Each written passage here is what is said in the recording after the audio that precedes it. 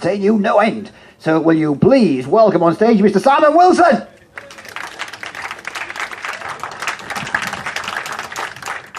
So, one of the things that fascinates me a lot about the world is the way that we store information and the way we put it together. And this is a scan of something that I had when I was a teenager. It's a spreadsheet on a bit of paper that me and my mate pulled together of what we wanted to do with girls that we fancied at school.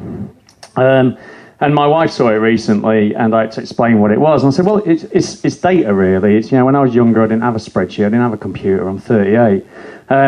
And tried to explain to her that data is things like tapes, and it's things like CDs. It's things like, all these other devices that we store stuff on.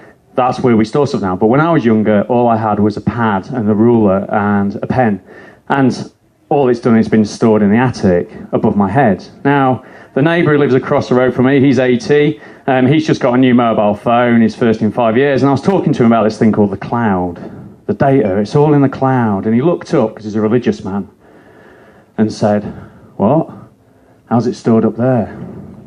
And I said, well, when you watch films, how do you tell people you like them? Because my daughter, she rates stuff. She's really into this film called Frozen, and she goes and she taps on these stars, and that tells other computers what she thinks, and tells other people what she thinks. And there's all these other things that you do on your phone that tracks you all the time as you're walking along as well. The data as you walk along, like mast towers pick up where you are, and there's all that kind of information. It all feeds up into this thing called the cloud, I'm telling my neighbour.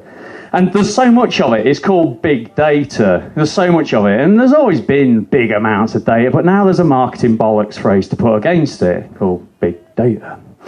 And I was talking to this about a friend a while back, and he said to me, well, Facebook, they've recently floated, and, they have this thing about 111 megabytes of data per user, and they have 845 million users. So that's a lot of data, isn't it? That's big data, isn't it? So we worked out how much that was, because I'm old. It's kind of like, pennies are to my mum. I deal in megabytes, and in young people's language, that has to be worked out in zettabytes, because things have gone so much further. So these three figures here, they're all the same number, but that's like a massive, massive number. So Facebook have 2.8 zettabytes of data in 2012, which accounts for, according to MIT, 3% of the data in the world. Okay, so that's a mind-bogglingly massive number as part of a massive bit. And this is the bit that I then have to explain. It's like, well, that's a lot of data, but this is what big data is. Big data is like when you take Facebook's data and you put it with all these other bits of data, and they all kind of mash together, all these massive bits. That's big data, when you pull together lots of data together. And these bits of data are expressed for me through these three major characters of human society.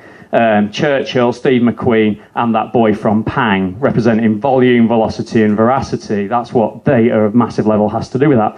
But what that is, and that isn't open data. There's the other thing. People talk about open data, and it's like something really difficult, and you have to pay them thousands of pounds to explain it.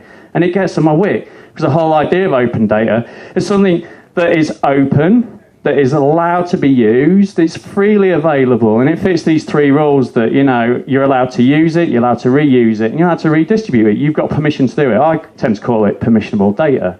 Someone said to you, take this and use it.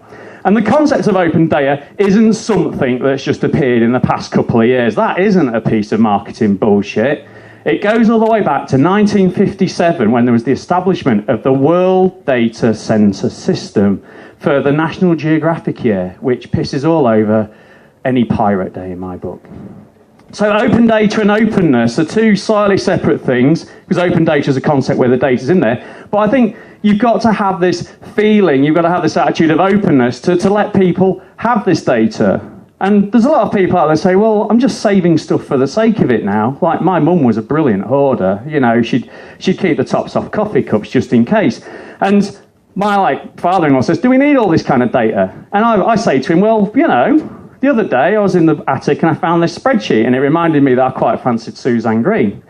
And to me, that data represents the past, but also it could help us with the future if we take everything we've got there. Because if we take open data, which is people like, you might openly allow people just view, you runs on Runkeeper if you're a lot healthier than me. And you combine that with the idea of big data, which is loads of data mashed together, and then you put that with humans' urge to understand, you could come up with something really fucking special. like the Large Hadron Collider, something that allows us to maybe glimpse into not what it's about to just be human, but what existence could possibly be.